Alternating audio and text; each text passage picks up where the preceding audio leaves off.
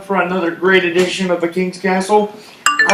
I'm King James. I'll be your host for the next hour of wrestling news, entertainment news, and whatever else you want to know.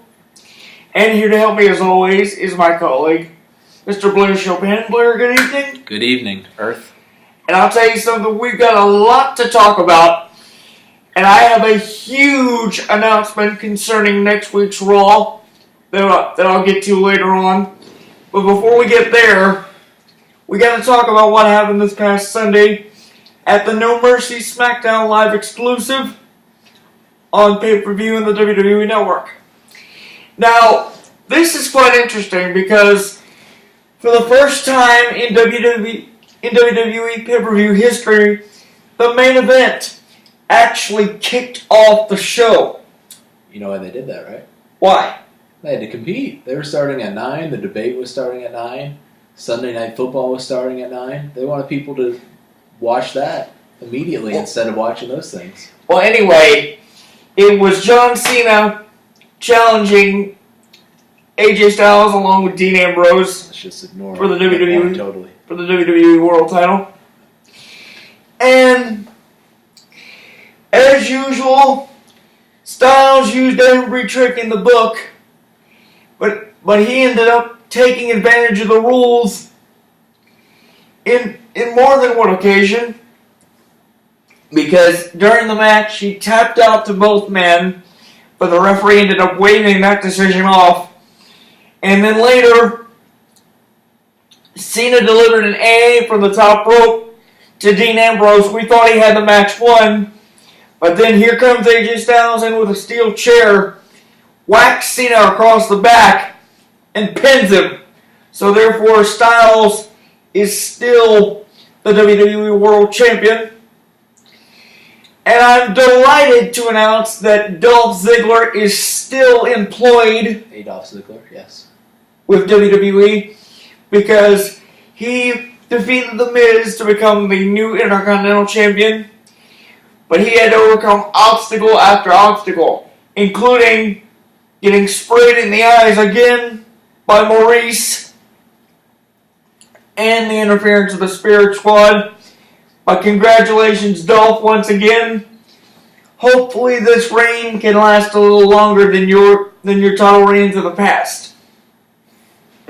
LOL. I mean, Dolph, that definitely brought interest to that match that I don't think would have been there before. But it was kind of predictable that he was going to win for me.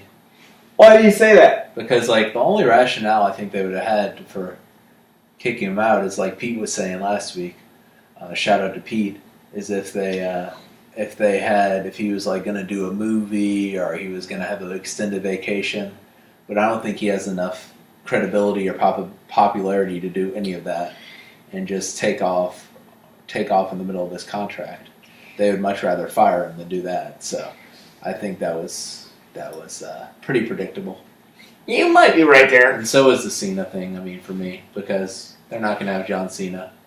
Well, John Cena take the title at any non-main pay-per-view. Well, speaking of the WWE... No Mercy is like a minor league pay-per-view. Right. Well, speaking of the WWE title situation, things got a little more interesting this past Tuesday on SmackDown Live, because AJ Styles is continuing to flaunt the power that comes with being champion. So he put himself in a match with a young upstart by the name of James Ellsworth. Oh. Who, for those of you that don't know, James Ellsworth was supposed to be AJ's... Does not sound like a wrestling name. AJ's tag team partner a couple of weeks ago before he was attacked by The Miz. It's like the least wrestling name. But anyway... Alright, we're doing the James show. Anyway, James Ellsworth comes down to the ring for the match, but then Daniel Bryan ups the ante by saying that they're going to make Dean Ambrose the special guest referee.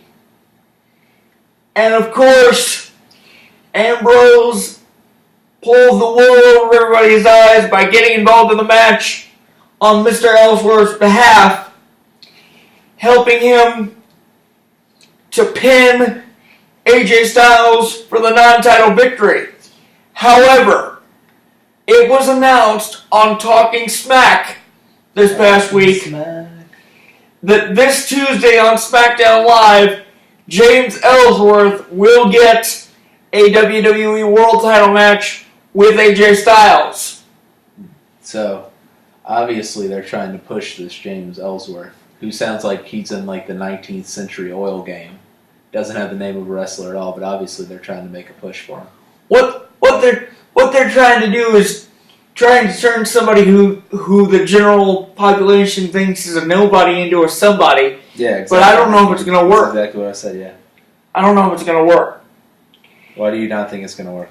Well, just there's something about that really doesn't sit right with me. I mean, we've only seen this guy twice, if you count this past Tuesday. And the last time we saw him, he was getting prepared for a tag team match, but The Miz snuck in from behind, ambushed him, and took his spot.